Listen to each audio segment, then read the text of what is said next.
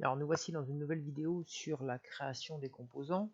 Aujourd'hui, là, on va s'atteler à réaliser des tablettes. Alors, je vous montre un petit peu ce qu'on va essayer de faire. On va essayer d'insérer, alors donc ce que vous avez en rouge sur votre écran, bien sûr, ce sont les pièces qui ne sont pas insérées dans le bloc pilote. Ce que je veux, c'est qu'on puisse insérer ici deux tablettes, ou trois tablettes, ou quatre tablettes, ou cinq, comme on veut. Mais surtout, ce que je souhaite, c'est qu'on puisse les insérer avec le multiperçage, c'est-à-dire que une tablette, automatiquement, s'il y a deux tablettes, il y aura forcément multiperçage avec insertion de taquet, comme vous pouvez le voir. Mais la difficulté, elle réside pas tant dans l'insertion de tablette parce que c'est simple à faire. Elle réside surtout dans le paramétrage pour que notre tablette arrive bien au niveau du taquet et pas à côté. Voilà. Donc il va y avoir des paramètres à mettre qui soient des multiples de 32 et des petites astuces aussi pour l'insertion des taquets de manière à ce que quand vous modifiez votre nombre de tablettes, quand vous modifiez vos écartements, vous ayez quelque chose qui colle à la réalité, c'est-à-dire qui s'insère plutôt bien dans les multiperçages. Voilà. Donc l'intérêt c'est d'aller combler des caissons qui sont vides. Alors peut-être qu'un jour on aurait besoin d'un caisson qui n'a pas de tablette pour une raison X ou Y. Mais si on veut mettre des tablettes dans n'importe quel caisson que nous avons sur notre cuisine, il faut que nous puissions le faire. Bien, alors ici vous allez déjà commencer, on va déjà commencer par insérer les différents paramètres que vous avez en haut à droite. Donc moi ce que je vais faire, ça je vais l'enlever,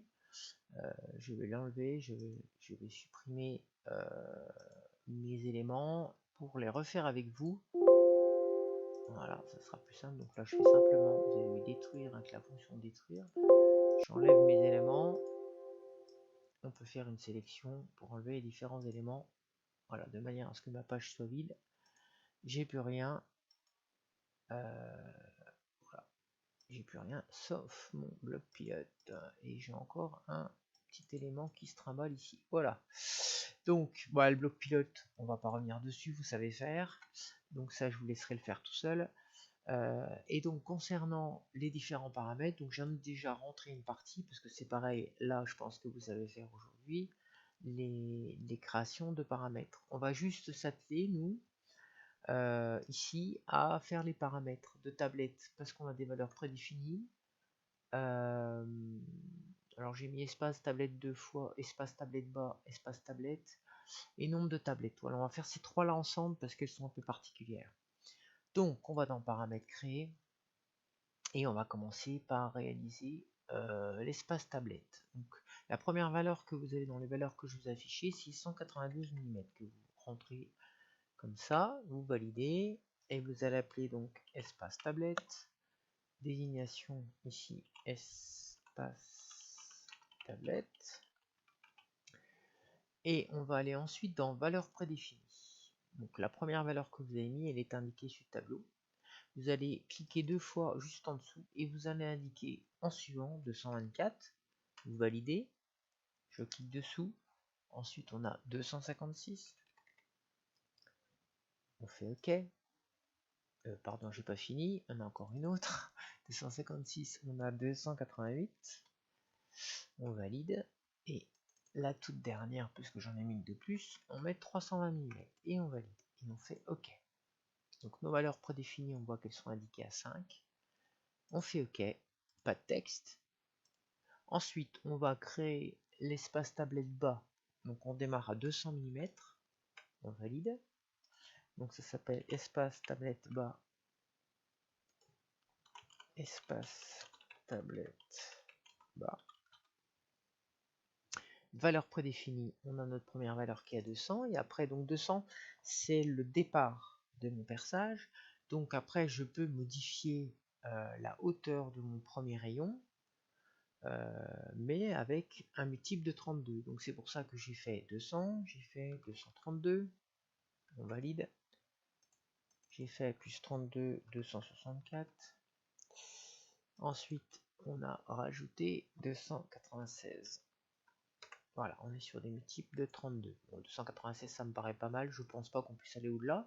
Après, vous pouvez toujours rajouter des valeurs prédéfinies, il n'y a aucun souci, ça se fait assez facilement. On valide, pas de texte. Ensuite, on va aller rajouter une valeur qui va être le nombre de tablettes. Alors faites attention, là, il faut modifier, on n'est plus sur des dimensions, on est sur 100 unités. On va mettre valeur 3, on valide, on va l'appeler NBT pour nombre de tablettes.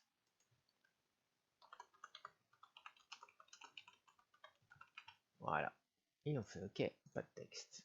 Et donc là, quand on va dans éditer la liste de nos paramètres, on va retrouver nos deux paramètres avec des valeurs prédéfinies. Et on retrouve notre nombre de tablettes. Voilà, qui n'a pas d'unité d'affectation par rapport aux unités métriques. On va tout passer ici en code pilotable, on clique deux fois dessus. Alors bien sûr, vous aurez rempli tous les autres, hein, toutes celles que j'ai faites avant vous, histoire que la vidéo soit pas trop longue, que vous remplirez bien, ne l'oubliez pas. Voilà, et vous devez normalement, pour pouvoir poursuivre la suite, avoir ce type de tableau. Alors, on va donc commencer par créer deux côtés de meubles fictifs. On va en niveau 1, on va l'appeler tout de suite ce niveau 1 côté, et on va le rendre courant. On clique dessus directement, et notre calque est en vert. On peut donc construire directement sur le calque 1. On va dans épaisseur de panneau, et on va déjà lui donner la valeur de notre paramètre EPP. 19 mm automatique, on clique sur le côté, on le met à l'intérieur, on fait OK, l'autre côté à l'intérieur, on fait OK. Voilà, donc là on a bien nos deux côtés qui sont faits. On va enlever le calque de notre bloc pilote.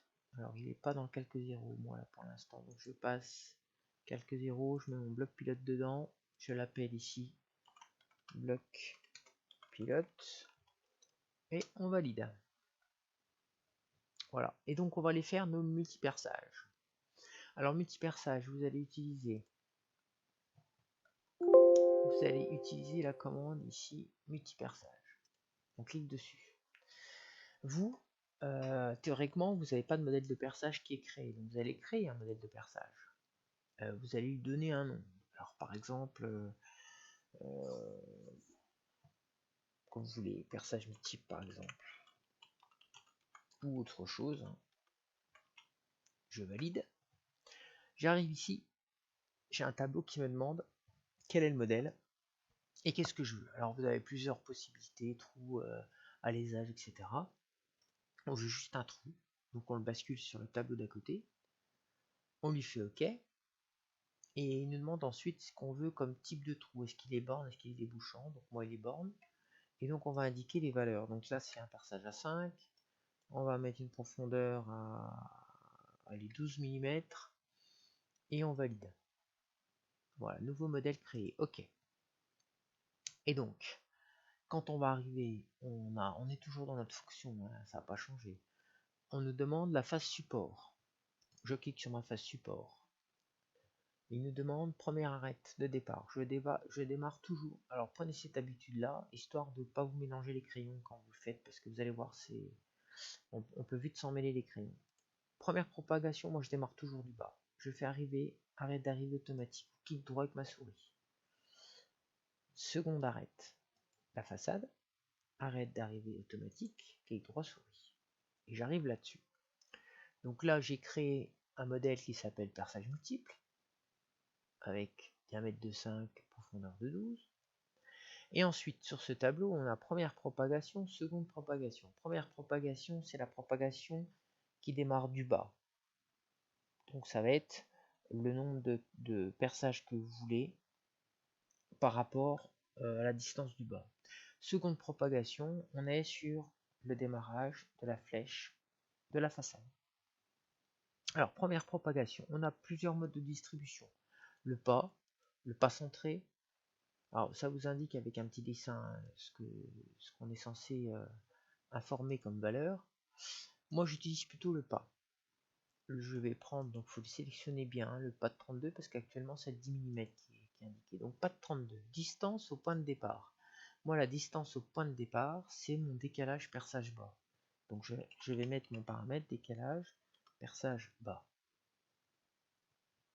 Ensuite, le nombre d'éléments que je souhaite, je vais l'optimiser. Donc il y en aura 21 sur la hauteur totale. Voilà, là on est tout bon. On va passer à la seconde propagation. Seconde propagation, on va utiliser justement, il est dessus, ça tombe bien, la distance. Parce que on veut plutôt lui indiquer à quelle distance je le veux au départ, à quelle distance je le veux à l'arrivée, et le nombre d'éléments que je veux. Alors nous, on veut 2 rangées de perçage. Distance au départ, on va lui indiquer le décalage, façade. Donc c'est tech, perçage, façade. Ensuite, pour le 2, ce sera tech, perçage, derrière. Voilà, 37 mm. Et on fait OK. Voilà, notre perçage est donc positionné sur notre côté. On va lui demander de copier la propagation. Donc dans votre barre de dialogue au-dessus, je copie la propagation et je vais refaire la même chose. La façade, la face sur laquelle je veux mon perçage, l'arête du bas, je valide clic droit, arrivée d'automatique, arrête de façade, je clique droit, arrête d'arrivée automatique. Et voilà, mon perçage, il est réalisé sur les deux côtés. Ensuite, on va aller réaliser notre rayon, mettre notre rayon en place. Alors notre rayon, il est important pour pouvoir créer des composants qui fonctionnent, on va se baser par rapport à notre bloc pilote. Alors on va créer en niveau 2, on va ouvrir, clic droit sur le niveau 2, on va appeler notre niveau 2 rayon, on va le mettre en mode courant, donc en vert. Et on va pouvoir ensuite enlever les côtés. Voilà. Donc là, on construit bien dans le niveau rapide rayon. On va aller dans bloc contraint, on va sélectionner le premier côté, on étire, deuxième côté, on fait le fond, la façade, et le plan de positionnement qui est dessous. On clique dessus, et on va bien le positionner ici à l'intérieur, et pas à l'extérieur de notre bloc pilote, à l'intérieur. Voilà. Donc là, on fait OK. On est bon. Maintenant, on va aller modifier ce rayon. Alors, on va faire clé à molette. On va sélectionner notre rayon. Donc là, vous voyez, quand je fais ma molette, quand j'ai mon bloc pilote, si je viens avec ma souris dessus, je suis en bleu. Ça veut dire que je suis sur mon bloc pilote. C'est pas mon bloc pilote que je vais sélectionner, c'est mon rayon. Et là, tant que vous êtes en bleu, vous êtes sur le bloc pilote. Donc, je clique gauche avec ma souris, je fais un clic droit pour obtenir la partie du rayon. Voilà. Et il va mettre mes petites flèches. Je vais donc modifier le côté gauche. Je vais demander que le jeu soit égal à l'épaisseur du panneau. Donc le paramètre EPP, je valide. Il me le décale. Le côté droit, même chose. EPP, je valide. La façade, ici, hop, je sélectionne la façade. Et donc la façade, ce sont les 10 mm, c'est le décalage. J'espère que vous avez bien rempli tout ça. Décalage, tablette, façade, TF, je valide 10 mm de décalage sur la façade. Et ensuite, on a un décalage sur le plan de positionnement, en dessous. Donc vous voyez, j'ai sélectionné plan de positionnement. Si je sélectionne le côté, on est là. Le bas, ah pardon, autant pour moi, j'ai fait une erreur.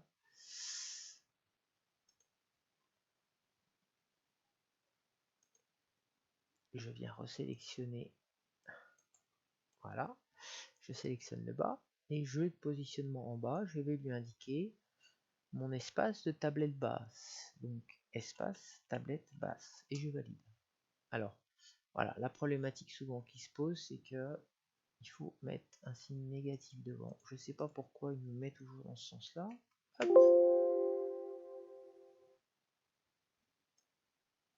On va taper moins E espace tablette basse. Voilà, et il nous le met bien au-dessus. Et on fait OK. Voilà, donc là, alors, si cette tablette, si je l'édite, je sélectionne j'édite, ici on va s'apercevoir qu'on a un jeu de positionnement ici, avec des valeurs prédéfinies, vous avez vu? Hop.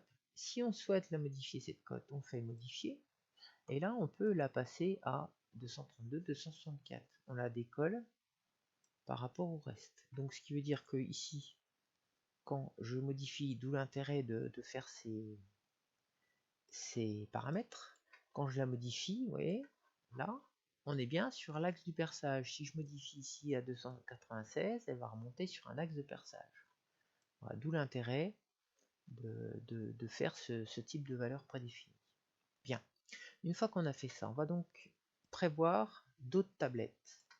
Alors, parce qu'il faut qu'on puisse maintenant utiliser le paramètre qu'on a défini, si je le remets ici, qui s'appelle le nombre de tablettes. On va donc faire ici, édition, on va répéter ce modèle-là. On clique dessus, on va le répéter en linéaire, c'est-à-dire on va le répéter sur un axe linéaire en allant sur Z+. D'accord? La distance totale, on ne va pas l'indiquer, on va cliquer dans distance totale, on va mettre la distance par exemplaire. La distance par exemplaire, elle sera égale à l'espace de tablette. Donc on tape ET, espace tablette, on valide. Et le nombre total, on va taper N BT pour nombre de tablettes. Et on valide. Ah, j'ai mis une valeur qui n'existe pas. NBT. Voilà. Et là, vous avez 3 tablettes qui sont positionnées. Ces 3 tablettes qui sont positionnées, si je fais éditer ma répétition, je vais dans propagation. Ici, on a bien distance par exemplaire 192. Si on souhaite la modifier, on va se retrouver encore avec nos valeurs prédéfinies. Et quand on modifie ici, vous pouvez vous apercevoir qu'elle est modifiée toujours sur un modèle de système 32. À chaque fois, votre tablette est sur l'axe des perçages. Alors maintenant, nous allons donc continuer par l'insertion de nos taquets. Alors pour ce faire, on va aller dans assemblage, inclure un ensemble. On va aller chercher taquet d'étagère, taquet plat métallique. Prenez bien la version 2. OK. Alors pour positionner ces taquets, on va utiliser les contraintes. Donc on positionne notre taquet histoire de le voir. On va faire un contact. Alors c'est l'autre versant que je veux, hein, parce qu'en fait notre taquet il a une partie un peu chanfreinée.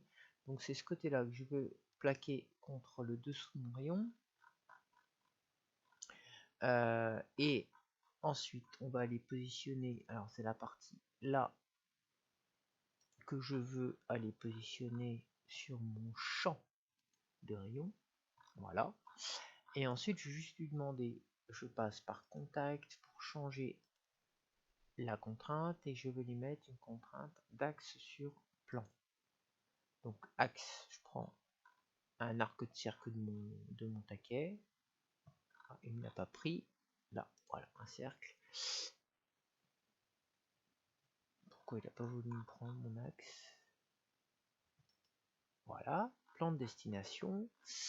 Ici, au niveau de la distance, là, je vais aller faire éditer l'ensemble de mes pilotes si vous ne les avez pas. Et on va lui indiquer, alors on met une cote négative, là, on met moins, et on va lui indiquer le décalage du perçage qui correspond à la façade. Donc c'est deck perçage façade.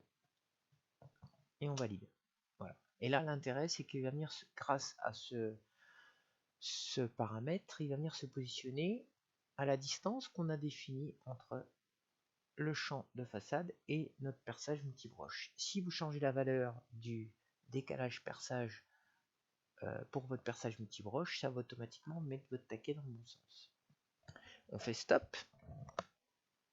Et ensuite on va faire assemblage, inclure à nouveau un taquet. Voilà, OK. On va les positionner de la même manière par ici. On va les faire ici, auto, contact. On sélectionne la face arrière, le dessous de notre rayon. On va récupérer notre taquet qui doit se situer, il est là. On va les récupérer le côté de notre taquet avec le côté de notre rayonnage. Et notre taquet, il est là-bas. Et on va aller ici. Ensuite, faire contact. Et ici, axe sur plan. On choisit l'axe de notre taquet. On va sélectionner le champ arrière. Et on va lui indiquer ici le paramètre qui correspond au décalage, perçage, derrière. Deck, perçage, derrière. Et on valide. Ah, j'ai pas mis en moins. Grave erreur de ma part. Je fais éditer ici. Je vais sélectionner mon taquet. Je vais dans positionnement contraint. Je vais supprimer axe sur plan. Je détruis. Je refais une contrainte. Insérer. Je peux pas modifier mon signe comme ça. On va dans auto. Axe sur plan.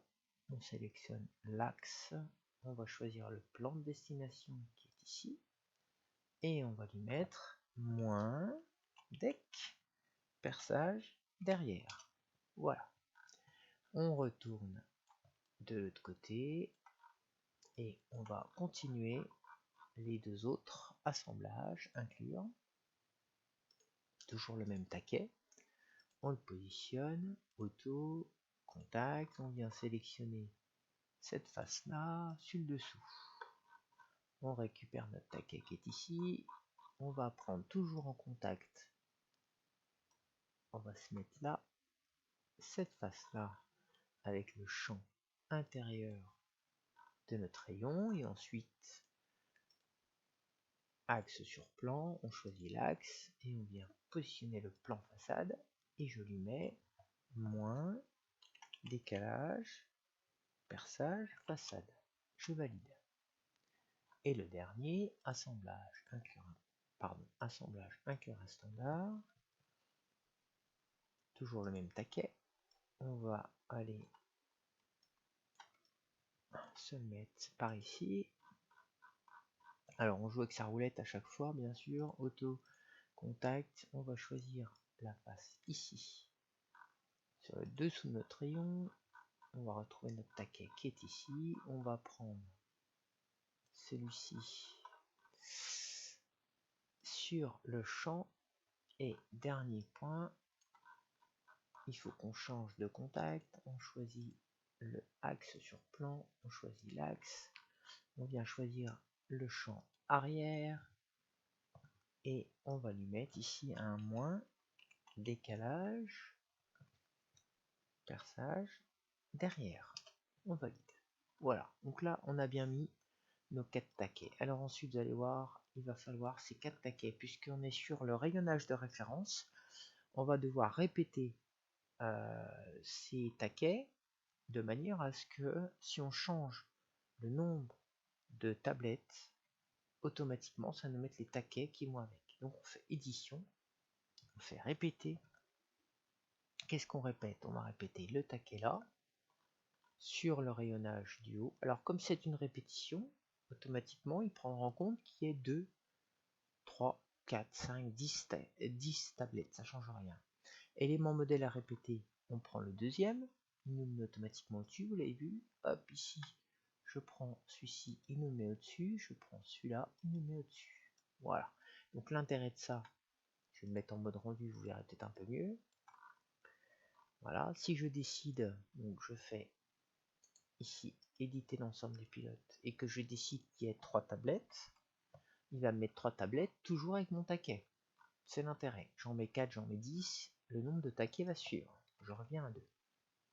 Donc là, on a terminé la création de nos rayonnages. Maintenant, il va falloir, pour pouvoir que le composant fonctionne, définir le rayonnage. Donc on va sélectionner notre rayonnage. On a notre fenêtre qui s'ouvre. On va donc l'appeler rayon. On va les matières définir couleur, panneau couleur blanc, ok. Voilà, donc là nos rayons sont définis, c'est marqué 2 rayons. Ensuite, il va falloir définir les perçages. Pour définir les perçages, on va aller dans assemblage, définir composants, on va définir les outils. Parce que si on ne définit pas les multi-perçages, ils n'apparaîtront pas lorsque vous allez insérer votre composant dans le bloc pilote. Alors, nom de l'outil, nous on va l'appeler multi-perçage 1. Pour le côté, on va choisir le côté gauche pour l'instant. On fait OK. Là, on va lui dire que c'est un perçage gauche. On fait OK. Il nous demande opération locale à insérer dans l'outil. Donc on est bien sur le côté gauche, on choisit, on sélectionne un perçage, peu importe lequel. OK. Pas de forme de collision. C'est tout bon. Ensuite, on fait stop. Et on va faire la même chose pour l'autre côté. Donc on va l'appeler même chose, multi-perçage, sauf qu'on va mettre 2. On valide. On va l'appeler perçage droite. On valide. Et on va aller sélectionner ici notre perçage à droite. Voilà, donc là on a bien inséré nos 2 multi-perçages. Maintenant, il ne nous reste plus qu'à aller enregistrer notre document. Définir composant, éditer, sauver modèle, modèle standard, mon standard 3D, cuisine, rayonnage. Alors là, vous avez peut-être pas le multiple, vous, parce que moi j'ai déjà créé. Voilà, il devait y avoir peut-être un rayonnage 1. Vous recréez une variante multiple en mélaminé et vous faites OK. Remplacer le fichier existant. Oui, si on veut. Comme le fichier est déjà ouvert, OK, il ne le prend pas, c'est normal, c'est pas grave. Il est en tout cas déjà enregistré. Donc, si on va dans cuisine aménagée, on va remettre nos blocs pilotes visibles. On va dans assemblage inclure un standard. On va aller ici dans cuisine. Tout en bas, on a rayonnage multiple. OK. On sélectionne à l'intérieur d'un bloc. On prend celui-ci. On fait OK. Et là, il va me redemander les dimensions. Si vous pouvez changer les dimensions de décalage de tablette comme on les a tous mis en pilotable. Alors, on n'est pas obligé de les mettre en pilotable, on peut les changer, bien sûr. Hein. Espace tablette, voilà, on valide, OK. Il met procédé automatique perçage droit, donc oui, bien sûr. Je veux que vous me fassiez mes perçages, droite et gauche, voilà. Et quand voilà, on va ici, on voit bien que nos rayonnages sont insérés. Pardon, j'ai un problème avec ça. J'ai mon mur qui est pas loin. On peut bien sûr modifier ici, si on va dans ensemble, on fait clic droit, éditer le rayonnage, on peut ici aller modifier toutes ces valeurs là. Donc l'espace tablette bas par exemple, on sait très bien que si je fais modifier, on a des cotes prédéfinies, on peut choisir de le modifier et voilà, automatiquement c'est modifié. Voilà, alors c'est un petit peu plus complexe à mettre en œuvre parce qu'on a quand même des paramètres à respecter si on veut que tout s'aligne correctement, si on veut faire ça dans les règles de l'art en fait, si on veut bien que nos rayonnages se positionnent sur des perçages définis. Voilà, bah écoutez, à bientôt et à une prochaine sur une autre vidéo.